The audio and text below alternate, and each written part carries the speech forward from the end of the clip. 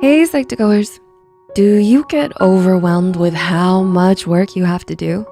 Does your energy go to waste because you're not spending enough time on the things you need to do?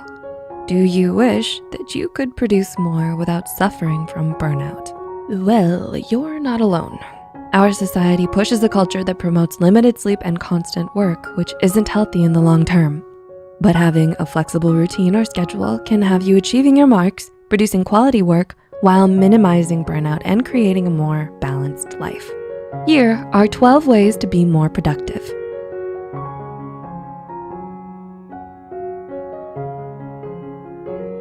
Number 1, create a morning routine. A morning routine might sound counterproductive because you might feel inclined to just jump right out of bed into action. That's great, but morning routines actually help set the tone for your day. Try creating one that helps you feel grounded, focused, and can channel your enthusiasm into your work. Maybe try a healthy breakfast after a good night's sleep and a quick meditation to start. Number 2, initiate before you're inspired. Who doesn't love a good motivational quote once in a while? They're inspiring and really light a fire inside of you to go out and do that thing. But waiting to start something until you're motivated is not going to help you get motivated. You'll be waiting for a long time. It's better to start and let that inspire you to do more. Once you start, you might not want to stop because you'll be having too much fun. Number 3, break tasks into smaller ones. The best way to eat an elephant is to take one bite at a time.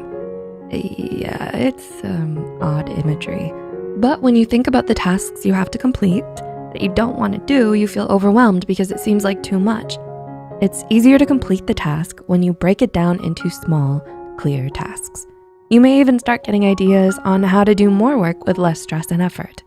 Number 4, do the most important task first, or the most boring. Some tasks are more important than others, and some tasks we'd rather not do. However, once this task is done, you'll feel so much better. Mark Twain once said, "Eat a live frog first thing in the morning and nothing worse will happen to you the rest of the day." Well, the frog is the biggest, most important task that you're most likely to procrastinate on if you don't work on it early. Number 5, don't multitask. As good as you might think you are at it, try not to do it. You might be successful with low-level tasks like chores, but with tasks that require more mental engagement, you'll tire yourself out faster than focusing on one task. A Stanford University study found that multitasking is less productive than doing a single thing at a time. The study also found that people who are regularly bombarded with several streams of electronic information cannot pay attention, recall information, or switch from one job to another, as well as those who complete one task at a time. Number 6, limit distractions. Anything is more interesting when you have work to do and you prefer not to do it. Random thoughts and errands pop into your head, like you remember that you have to go do your laundry. It's normal to have distractions, but you don't need to tend to them immediately. Try keeping a separate list of random things that come to you that you think are important and do them later. Number 7, don't be let down by failure and blinded by success. We all fail. It happens all the time. We think that the road to success is smoothly paved, but failure is the price you pay for it. Success is amazing, but it can ironically make you stagnant and comfortable where you are.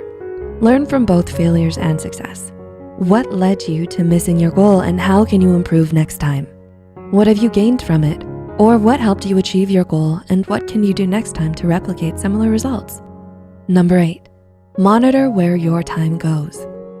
From YouTube to Netflix, to video games and social media, binges are something a lot of us participate in.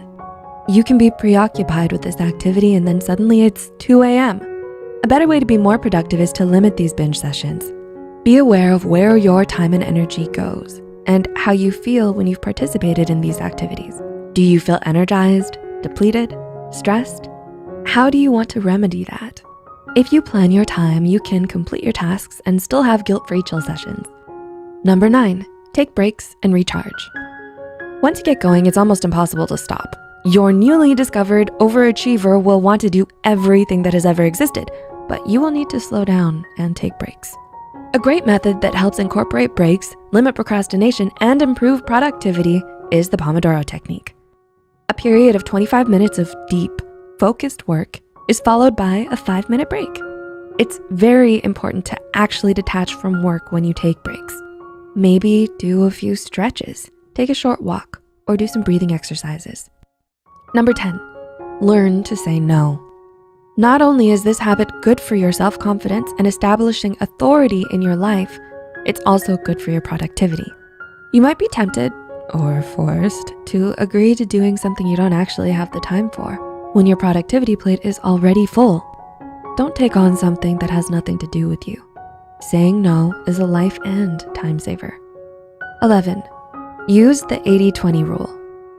The Pareto principle, or the 80-20 rule, states that roughly 80% of your results and outcomes come from 20% of your efforts and methods.